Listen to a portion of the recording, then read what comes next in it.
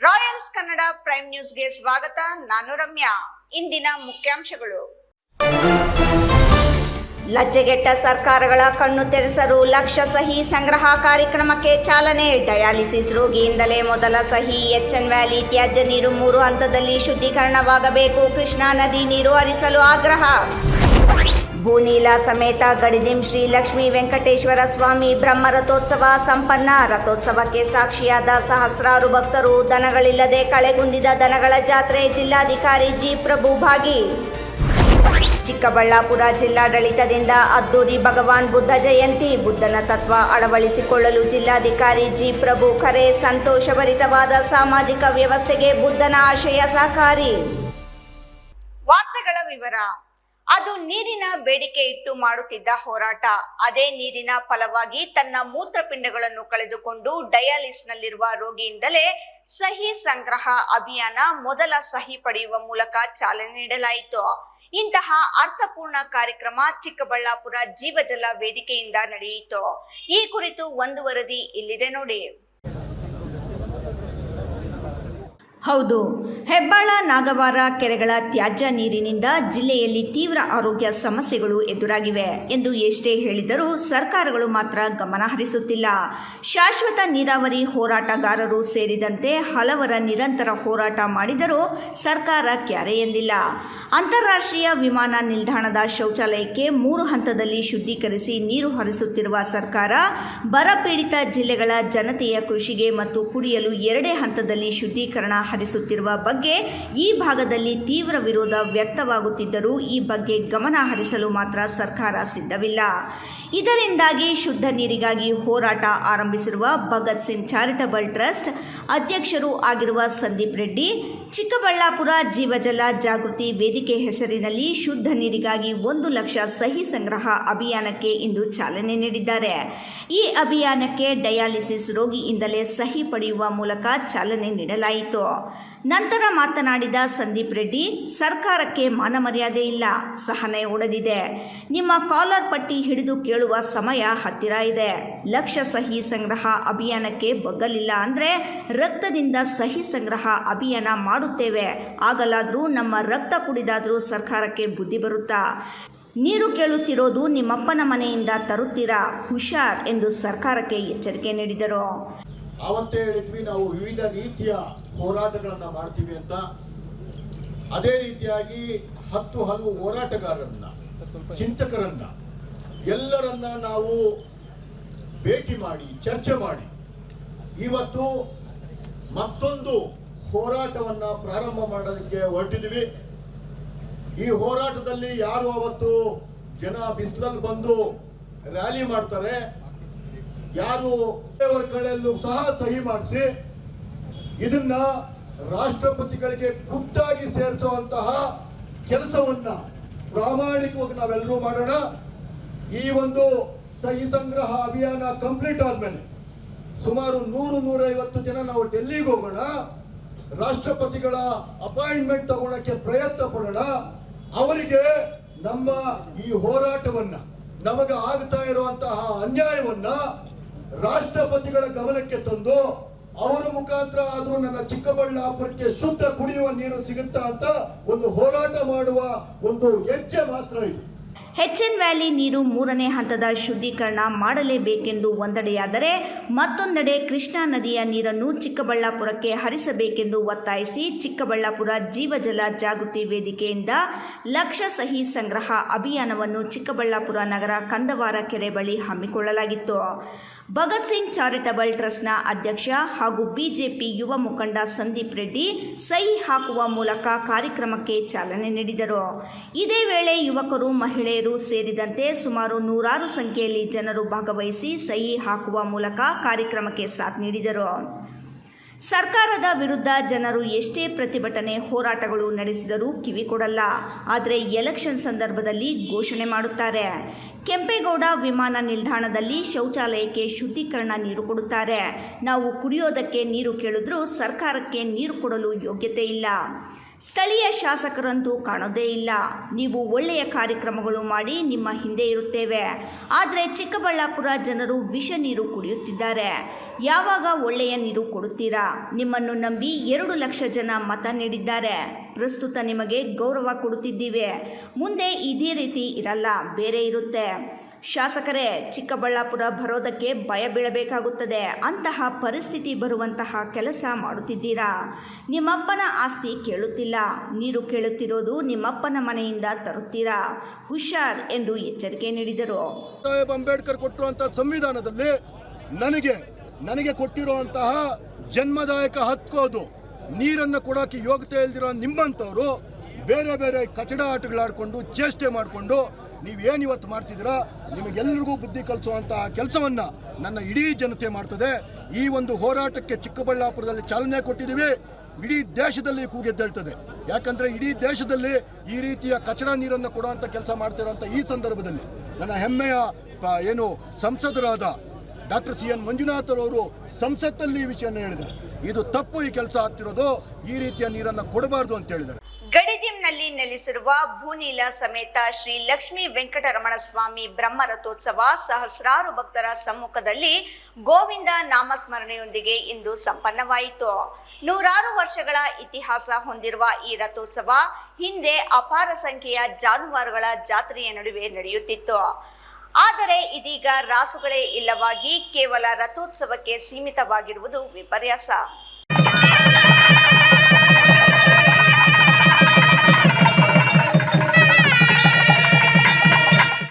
ಹೌದು, ಒಂದು ಕಾಲದಲ್ಲಿ ಗಡಿದಿಂ ಜಾತ್ರೆ ಎಂದರೆ ಕೇವಲ ಕರ್ನಾಟಕ ಮಾತ್ರವಲ್ಲದೆ ಆಂಧ್ರ ಪ್ರದೇಶ, ತೆಲಂಗಾಣ, ತಮಿಳುನಾಡಿನಲ್ಲಿಯೂ ಖ್ಯಾತಿ ಪಡೆದಿತ್ತು.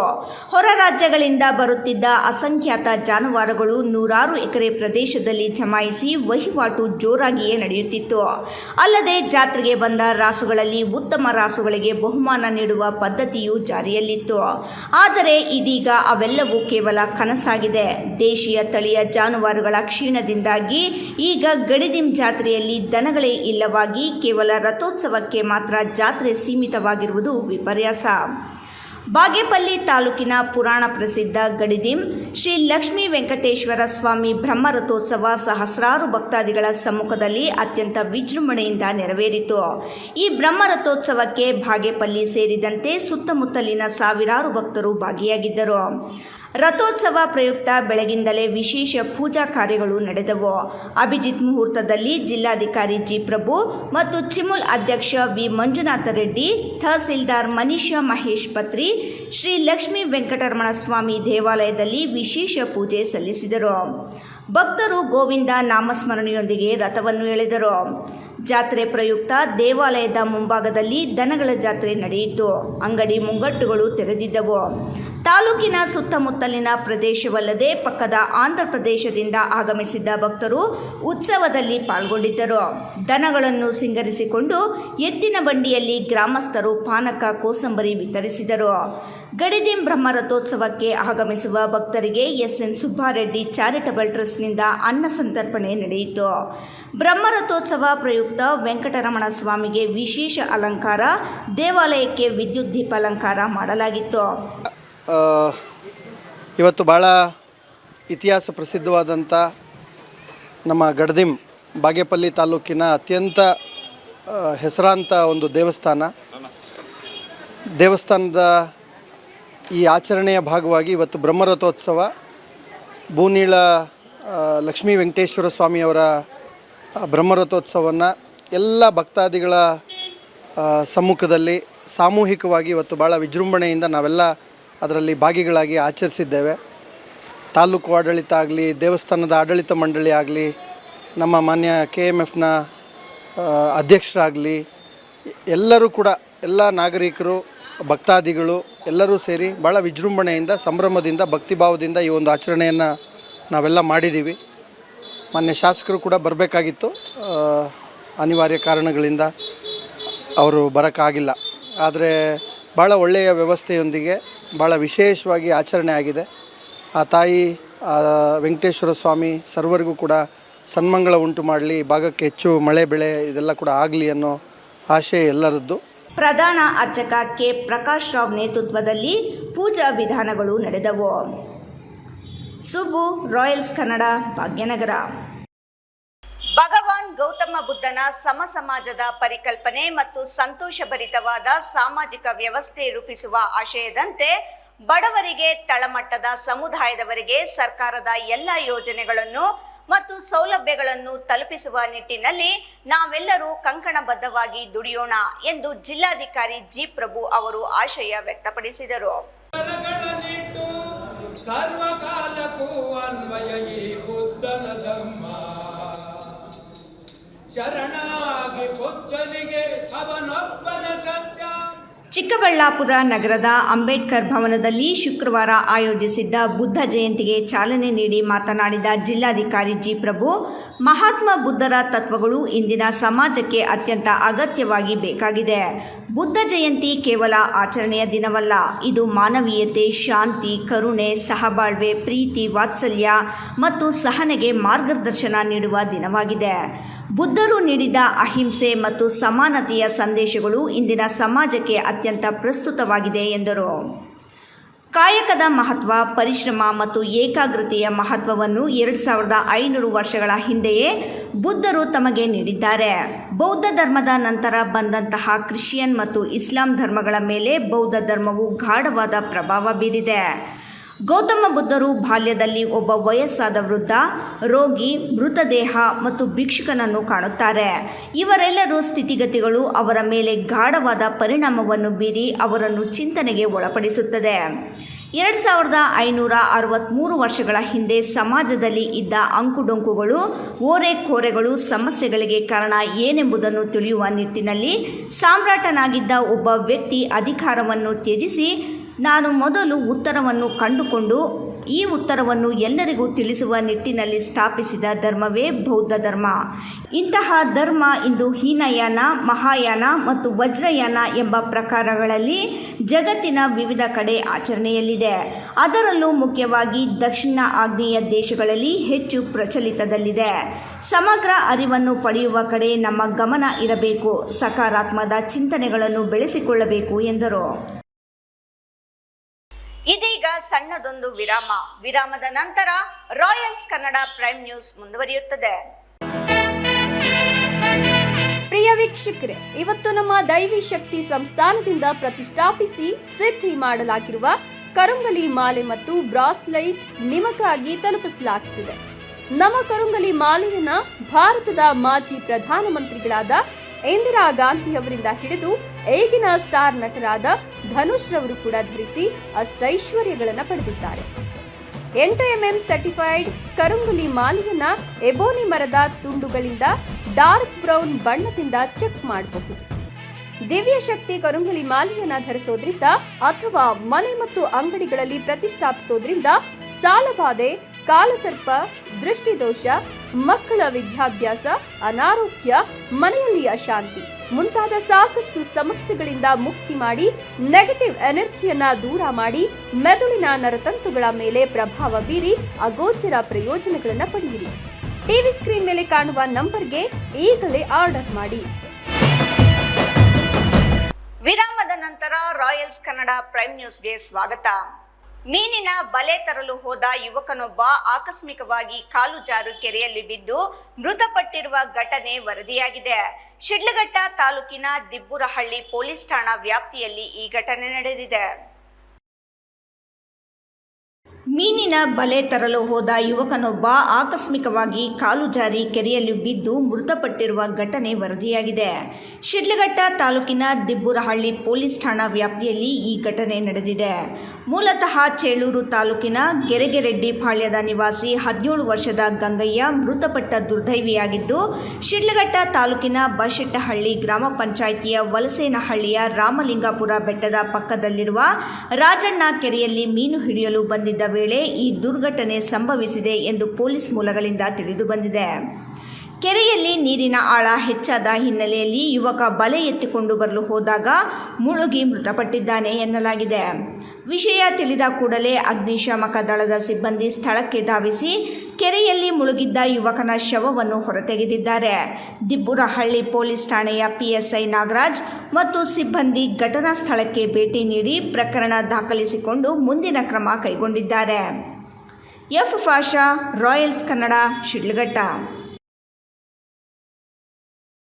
ಗುಡಿಬಂಡೆ ತಾಲೂಕಿನ ಜಂಬಿಗೆ ಮರದಹಳ್ಳಿಯಲ್ಲಿ ಇತ್ತೀಚೆಗೆ ಆಂಧ್ರಪ್ರದೇಶದಿಂದ ಆಗಮಿಸಿದ ಕಲಾವಿದರು ಹಮ್ಮಿಕೊಂಡಿದ್ದ ತೊಗಲುಗೊಂಬೆಯಾಟ ಪ್ರದರ್ಶನ ಯಶಸ್ವಿಯಾಗಿ ಜರುಗಿತು. ರಾಮಾಯಣ ಮಹತ್ವದ ಘಟ್ಟವಾದ ಸುಂದರಕಾಂಡವನ್ನು ಕಲಾವಿದರು ಅತ್ಯಂತ ಮನಮೋಹಕವಾಗಿ ಪ್ರದರ್ಶಿಸುವ ಮೂಲಕ ಗ್ರಾಮಸ್ಥರ ಮೆಚ್ಚುಗೆಗೆ ಪಾತ್ರರಾದರು. ಸಾಧು ಜನ ಸೇವಿತಾರಾಚಾರ್ಯ ಮುಖ್ಯ ಕಬುರು ಅವಸಾನದ ಅಂಚಿಗೆ ತಲುಪಿರುವ ಜಾನಪದ ಪ್ರಕಾರಗಳಲ್ಲಿ ತೊಗಲುಗೊಂಬೆಯಾಟವೂ ಒಂದು. ಇದನ್ನೇ ನಂಬಿ ಜೀವನ ಸಾಗಿಸುತ್ತಿದ್ದ ಅನೇಕ ಕುಟುಂಬಗಳು ಜಾಗತೀಕರಣದ ಪರಿಣಾಮ ಮತ್ತೊಂದು ವೃತ್ತಿ ಸಿಗದೆ ಈ ವೃತ್ತಿಯಲ್ಲಿ ಜೀವನ ನಡೆಸಲಾಗದೆ ಸಂಕಷ್ಟಕ್ಕೆ ಸಿಲುಕಿ ನರಳದಿದ್ದು ಸುಳ್ಳಲ್ಲ. ಇನ್ನೇನು ಅವಸಾನದ ಅಂಚಿನಲ್ಲಿರುವ ಈ ತೊಗಲುಗೊಂಬೆ ಪ್ರದರ್ಶನವನ್ನು ಗುಡಿಬಂಡೆ ತಾಲೂಕಿನ ಜಂಬಿಗೆ ಮರದಹಳ್ಳಿಯಲ್ಲಿ ಗುರುವಾರ ರಾತ್ರಿ ಆಯೋಜಿಸಲಾಗಿತ್ತು. ಬೆಳಕು ಮತ್ತು ನೆರಳಿನ ಸಂಯೋಜನೆಯಲ್ಲಿ ಮೂಡಿಬಂದ ಹನುಮಂತನ ಲಂಕಾ ಪ್ರವೇಶ, ಅಶೋಕವನದಲ್ಲಿ ಸೀತೆಯ ಹುಡುಕಾಟ ಹಾಗೂ ಲಂಕಾ ದಹನದ ರೋಚಕ ದೃಶ್ಯಗಳು ಪ್ರೇಕ್ಷಕರನ್ನು ರೋಮಾಂಚನಗೊಳಿಸಿದವು. ಡಿಜಿಟಲ್ ಪರದೆಗಳ ಅಬ್ಬರದ ನಡುವೆಯೂ ಈ ಸಾಂಪ್ರದಾಯಿಕ ಕಲೆಯು ನೋಡುಗರನ್ನು ಮಂತ್ರಮುಗ್ಧಗೊಳಿಸಿತು. ಇಂದಿನ ಮೊಬೈಲ್ ಮತ್ತು ಇಂಟರ್ನೆಟ್ ಯುಗದಲ್ಲಿ ಬೆಳೆಯುತ್ತಿರುವ ಮಕ್ಕಳಿಗೆ ನಮ್ಮ ಜಾನಪದ ಕಲೆಗಳ ಪರಿಚಯವೇ ಇಲ್ಲದಂತಾಗಿದೆ. ಇಂತಹ ಸಂದರ್ಭದಲ್ಲಿ ಬೊಂಬೆಯಾಟದ ಮೂಲಕ ಇತಿಹಾಸ ಮತ್ತು ನೈತಿಕ ಮೌಲ್ಯಗಳನ್ನು ಸಾರುವುದು ಅತ್ಯಂತ ಅವಶ್ಯಕ ಎಂದು ಗ್ರಾಮದ ಹಿರಿಯರು ಅಭಿಪ್ರಾಯಪಟ್ಟರು. ಇಂತಹ ಅಪರೂಪದ ಕಲಾವಿದರನ್ನು ಸರ್ಕಾರ ಗುರುತಿಸಿ ಪ್ರೋತ್ಸಾಹಿಸಬೇಕು. ಕಲಾವಿದರಿಗೆ ಆರ್ಥಿಕ ನೆರವು ನೀಡುವುದರ ಜೊತೆಗೆ ಶಾಲಾ ಮಟ್ಟದಲ್ಲಿ ಇಂತಹ ಪ್ರದರ್ಶನಗಳನ್ನು ಕಡ್ಡಾಯಗೊಳಿಸುವ ಮೂಲಕ ನಮ್ಮ సంస్కృతిಯನ್ನು ఉలిసಬೇಕು ಎಂದು గ్రామస్తులు ఒత్తాయిసిದ್ದಾರೆ. తోలుబొమ్మలాట ఈ రూపకంలో ఆడగలుగుతాం, రామాయణం ఆడగలుగుతాం. దీని వృత్తినే మేము కడుపాత్రం సాగిస్తూ ఉంటాం. ఇదే మాకు జీవనం. మా సొంత ఊరు లేపాక్షి. నా పేరు వచ్చి విమలమ్మ. ఇది మా జీవనాధారం. దీనికే కొన్నేళ్ల క్రితం నుంచి ఒక 40-50 ఏళ్ళ నుంచి ఇదే వృత్తి చేసి బతుకుతూ ఉంటాం. దీనికన్నా వేరే ఆదాయం మాకేమీ లేదు. జీవనమే ఇది. మాకు భూములు బావులు ఏమీ లేవు. నాటకం ఆడితే జీవనం. ఈ రామాయణాన్ని ప్రచారం చేసి కడుపాత్రం సాగిస్తూ ఉంటాం. ఈ రామాయణం మూలకంగా మా జీవనాధారం గడుపుతూ ఉంటాం.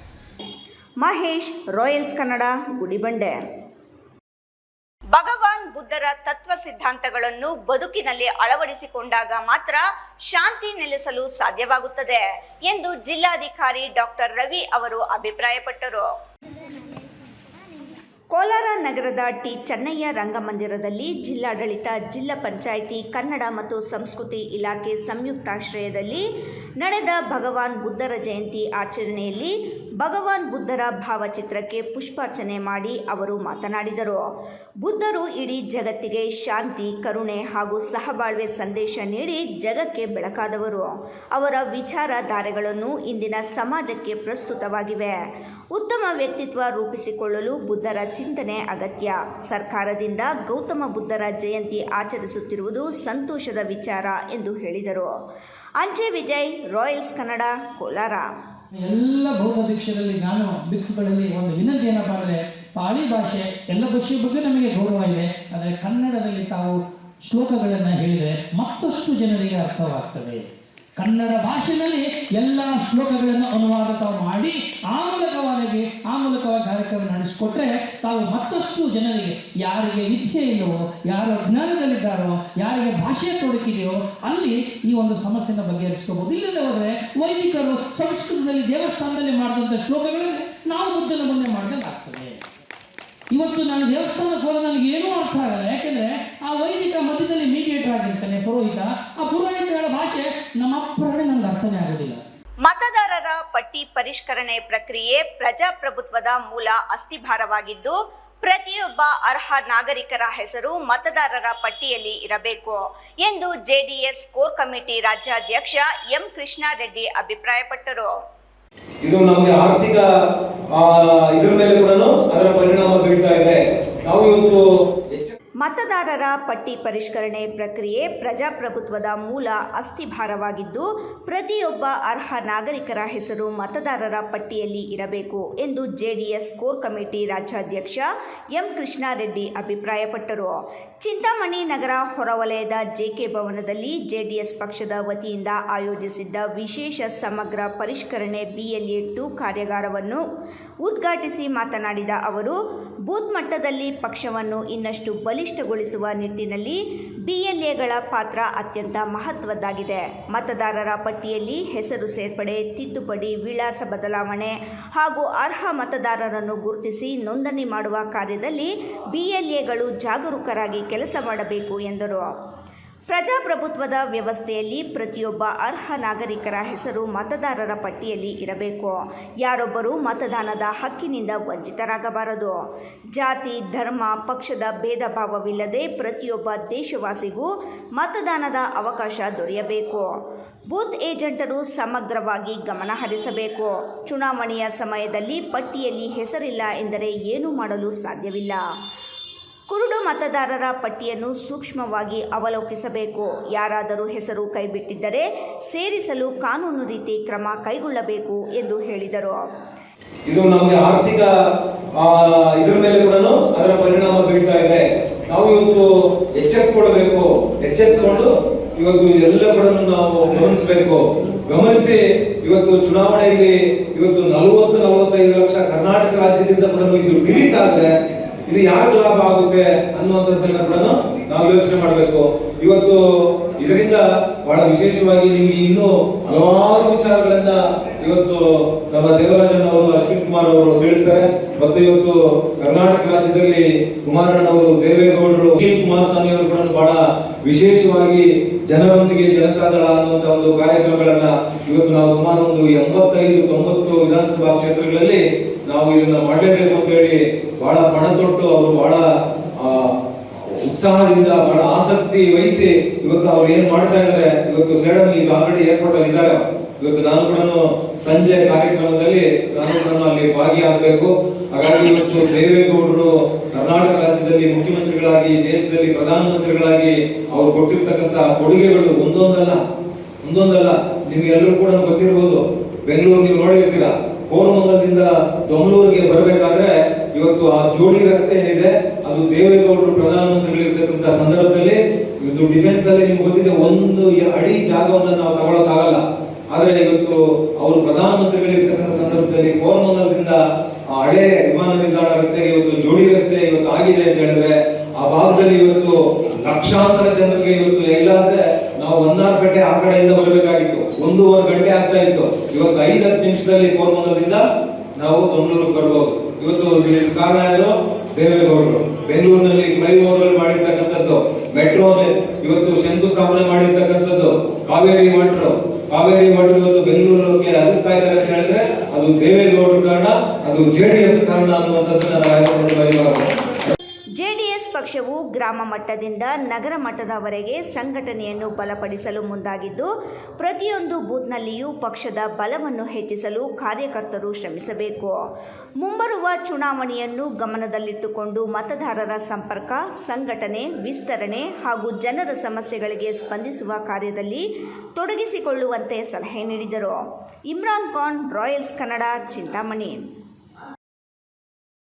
ಚಿಂತಾಮಣಿ ನಗರದ ಆಜಾದ್ ಚೌಕದಲ್ಲಿ ನೆಲೆಸಿರುವ ಐತಿಹಾಸಿಕ ಹರಿಹರೇಶ್ವರ ದೇವಸ್ಥಾನದಲ್ಲಿ ಬ್ರಹ್ಮರಥೋತ್ಸವವು ಅತ್ಯಂತ ಸಡಗರ ಮತ್ತು ಸಂಭ್ರಮದಿಂದ ಕೊನೆಯ ದಿನವಾಗಿ ಜರುಗಿತು.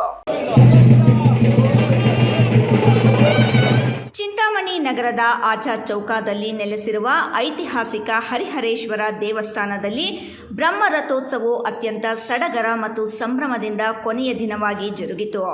ಕಳೆದ 10-15 ದಿನಗಳಿಂದ ದೇವಸ್ಥಾನದಲ್ಲಿ ವಿವಿಧ ಧಾರ್ಮಿಕ ವಿಧಿವಿಧಾನಗಳು ಹಾಗೂ ಪೂಜಾ ಕಾರ್ಯಕ್ರಮಗಳು ನಿರಂತರವಾಗಿ ನಡೆದುಕೊಂಡು ಬಂದಿದ್ದು, ರಥೋತ್ಸವದೊಂದಿಗೆ ಈ ಉತ್ಸವವು ಪರಾಕಾಷ್ಠೆ ತಲುಪಿತು. ರಥೋತ್ಸವದ ಅಂಗವಾಗಿ ದೇವಸ್ಥಾನದಲ್ಲಿ ಹರಿಹರೇಶ್ವರ ಸ್ವಾಮಿಗೆ ವಿಶೇಷ ಅಭಿಷೇಕ, ಅಲಂಕಾರ ಹಾಗೂ ಹೋಮ ಹವನಗಳನ್ನು ನೆರವೇರಿಸಲಾಯಿತು. ಉತ್ಸವದ ಪ್ರಮುಖ ಆಕರ್ಷಣೆಯಾಗಿ ರಥೋತ್ಸವದ ಮುನ್ನ ವಿವಿಧ ಕಲಾ ತಂಡಗಳಿಂದ ಸಾಂಸ್ಕೃತಿಕ ಪ್ರದರ್ಶನಗಳು ನಡೆದವು. ವಾದ್ಯಗೋಷ್ಠಿಗಳ ಅಬ್ಬರ, ವೀರಭದ್ರ ಕುಣಿತ ಸೇರಿದಂತೆ ವಿವಿಧ ವೇಷಧಾರಿಗಳ ನೃತ್ಯವು ಭಕ್ತರ ಗಮನ ಸೆಳೆಯಿತು. ನೂರಾರು ಭಕ್ತಾದಿಗಳು ರಥೋತ್ಸವದಲ್ಲಿ ಪಾಲ್ಗೊಂಡು ಸ್ವಾಮಿಯ ಕೃಪೆಗೆ ಪಾತ್ರರಾದರು. ಈ ಸಂದರ್ಭದಲ್ಲಿ ಸ್ವಾತಿ ನಾಗೇಶ್ ಮಾತನಾಡಿ, ಚಿಂತಾಮಣಿಯಲ್ಲಿ ಇಂತಹ ಅದ್ಭುತ ಧಾರ್ಮಿಕ ಕಾರ್ಯಕ್ರಮ ನಡೆಯುತ್ತಿರುವುದು ನಮ್ಮೆಲ್ಲರ ಸೌಭಾಗ್ಯ. ಕಾರ್ಪಕುಲ ವಂಶಸ್ಥರು ಮತ್ತು ದೇವಸ್ಥಾನದ ಧರ್ಮಕರ್ತರು ಈ ಕಾರ್ಯಕ್ರಮವನ್ನು ಅತ್ಯಂತ ಶ್ರದ್ಧಾ ಭಕ್ತಿಯಿಂದ ನಡೆಸಿಕೊಂಡು ಬರುತ್ತಿದ್ದಾರೆ. ಈ ರಥೋತ್ಸವಕ್ಕೆ ನಗರಸಭೆ, ಪೊಲೀಸ್ ಇಲಾಖೆ ಹಾಗೂ ಸಾರ್ವಜನಿಕರು ನೀಡಿದ ಸಹಕಾರ ಶ್ಲಾಘನೀಯ ಎಂದು ತಿಳಿಸಿದರು. ಘನ ಸರ್ಕಾರ ದೇವಸ್ಥಾನ ಆಗಿರುವುದರಿಂದ ತಹಸೀಲ್ದಾರರು ಅವರು ಮುಜರಾಯಿ ಇಲಾಖೆಯವರು ಬಂದು ದೇವರ ರಥೋತ್ಸವವನ್ನು ಕೈಂಕರ್ಯಕ್ಕೆ ಬಂದು ಎಲ್ಲ ನೆರವೇರಿಸಲಾಗುತ್ತದೆ. ಇಮ್ರಾನ್ ಖಾನ್, ರಾಯಲ್ಸ್ ಕನ್ನಡ, ಚಿಂತಾಮಣಿ. ರಾಜ್ಯ ಪ್ರಾಥಮಿಕ ಶಾಲಾ ಶಿಕ್ಷಕರ ಸಂಘದ ತಾಲೂಕು ಘಟಕದ 2026-31 ಅವಧಿಗೆ ನಿರ್ದೇಶಕರ ಚುನಾವಣೆ ಮೇ 1ರಂದು ಶುಕ್ರವಾರ ನಡೆಯಿತು. ಅಭ್ಯರ್ಥಿಗಳ ತೀವ್ರ ಪ್ರಚಾರದಲ್ಲಿ ನಿರತರಾದರು. ಸಾಮಾನ್ಯ 9 ಹಾಗೂ ಮಹಿಳಾ ಮೀಸಲಾತಿಯಲ್ಲಿ 4 ಸೇರಿ ಒಟ್ಟು 13 ಸ್ಥಾನಗಳಿಗೆ ಚುನಾವಣೆ ನಡೆಯಲಿದ್ದು 13 ಮಂದಿ ಕಣದಲ್ಲಿದ್ದಾರೆ. ರಾಜ್ಯ ಪ್ರಾಥಮಿಕ ಶಾಲಾ ಶಿಕ್ಷಕರ ಸಂಘದ ತಾಲೂಕು ಘಟಕದ 2026-31 ಅವಧಿಗೆ ನಿರ್ದೇಶಕರ ಚುನಾವಣೆ ಮೇ 1ರಂದು ಶುಕ್ರವಾರ ನಡೆಯಿತು. ಅಭ್ಯರ್ಥಿಗಳು ತೀವ್ರ ಪ್ರಚಾರದಲ್ಲಿ ನಿರತರಾಗಿದ್ದು, ಸಾಮಾನ್ಯ 9 ಹಾಗೂ ಮಹಿಳಾ ಮೀಸಲಾತಿಯಲ್ಲಿ 4 ಸೇರಿ ಒಟ್ಟು 13 ಸ್ಥಾನಗಳಿಗೆ ಚುನಾವಣೆ ನಡೆಯಲಿದ್ದು 33 ಮಂದಿ ಕಣದಲ್ಲಿದ್ದಾರೆ. ಚಿಂತಾಮಣಿಯಲ್ಲಿ ಯಾವುದೇ ಚುನಾವಣೆ ನಡೆದರೂ ತೀವ್ರ ಪೈಪೋಟಿಯಿಂದ ಕೂಡಿರುತ್ತದೆ. ಶಿಕ್ಷಕರ ಸಂಘದ ಚುನಾವಣೆಯೂ ಸಹ ಯಾವುದೇ ಸಾರ್ವತ್ರಿಕ ಚುನಾವಣೆಗೆ ಕಡಿಮೆ ಇಲ್ಲದಂತೆ ಅಬ್ಬರದಿಂದ ಪ್ರಚಾರ ನಡೆಯುತ್ತಿದೆ. ಕಣದಲ್ಲಿ 3 ಸಿಂಡಿಕೇಟ್ ಮತ್ತು 3 ಸ್ವತಂತ್ರ ಅಭ್ಯರ್ಥಿಗಳಿದ್ದಾರೆ. ತಾಲೂಕು ಸರ್ಕಾರಿ ನೌಕರರ ಸಂಘದ ಅಧ್ಯಕ್ಷ ಆರ್ ಅಶೋಕ್ ಕುಮಾರ್ ನೇತೃತ್ವದ ಸಿಂಡಿಕೇಟ್ ಎಲ್ಲ 13 ಸ್ಥಾನಗಳಿಗೂ ಸ್ಪರ್ಧಿಸಿದೆ. ಶಿಕ್ಷಕರ ಸಂಘದ ತಾಲೂಕು ಘಟಕದ ಮಾಜಿ ಅಧ್ಯಕ್ಷ ಕೆ ರಮಣಪ್ಪ ನೇತೃತ್ವದ ಸಿಂಡಿಕೇಟ್ 11 ಸ್ಥಾನಗಳಿಗೆ, ಮಾಜಿ ಪ್ರಧಾನ ಕಾರ್ಯದರ್ಶಿ ವಸಂತ ರೆಡ್ಡಿ ನೇತೃತ್ವದ ಸಿಂಡಿಕೇಟ್ 6 ಸ್ಥಾನಗಳಿಗೆ ಮಾತ್ರ ಸ್ಪರ್ಧಿಸಿದೆ. ಜೊತೆಗೆ 3 ಅಭ್ಯರ್ಥಿಗಳು ಸ್ವತಂತ್ರವಾಗಿ ಸ್ಪರ್ಧಿಸಿದ್ದಾರೆ. ಸಾಮಾನ್ಯ 9 ಸ್ಥಾನಗಳಿಗೆ 26 ಮಂದಿ ಹಾಗೂ ಮಹಿಳಾ ಮೀಸಲಾತಿ 4 ಸ್ಥಾನಗಳಿಗೆ 7 ಮಹಿಳೆಯರು ಕಣದಲ್ಲಿ ಉಳಿದಿದ್ದಾರೆ. 3 ಬಣಗಳ ನಡುವೆ ತೀವ್ರ ಪೈಪೋಟಿ ಇದೆ. ಶಾಲೆಗಳಿಗೆ ಬೇಸಿಗೆ ರಜೆ ಇರುವುದರಿಂದ ಪ್ರಚಾರಕ್ಕೆ ಯಾವುದೇ ತೊಡಕಿಲ್ಲ.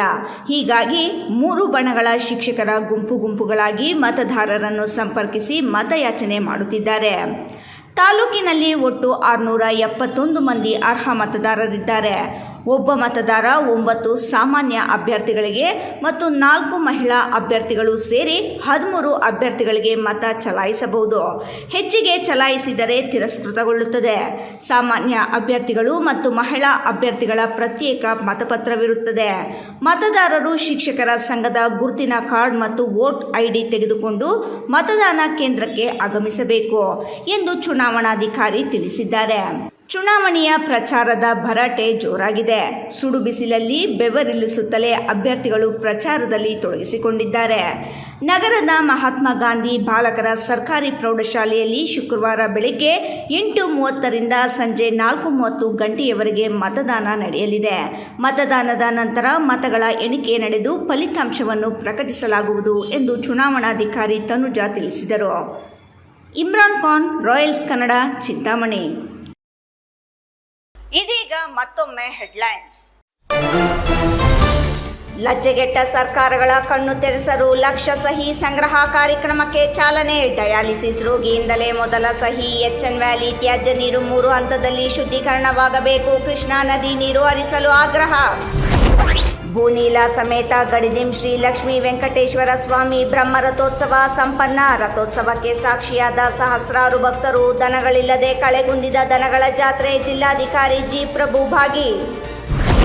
ಚಿಕ್ಕಬಳ್ಳಾಪುರ ಜಿಲ್ಲಾಡಳಿತದಿಂದ ಅದ್ದೂರಿ ಭಗವಾನ್ ಬುದ್ಧ ಜಯಂತಿ. ಬುದ್ಧನ ತತ್ವ ಅಳವಡಿಸಿಕೊಳ್ಳಲು ಜಿಲ್ಲಾಧಿಕಾರಿ ಜಿ ಪ್ರಭು ಕರೆ. ಸಂತೋಷಭರಿತವಾದ ಸಾಮಾಜಿಕ ವ್ಯವಸ್ಥೆಗೆ ಬುದ್ಧನ ಆಶಯ ಸಹಕಾರಿ. ಇಂದಿನ ವಾರ್ತಾ ಪ್ರಸಾರ ಮುಕ್ತಾಯವಾಯಿತು. ನಮಸ್ಕಾರಗಳು.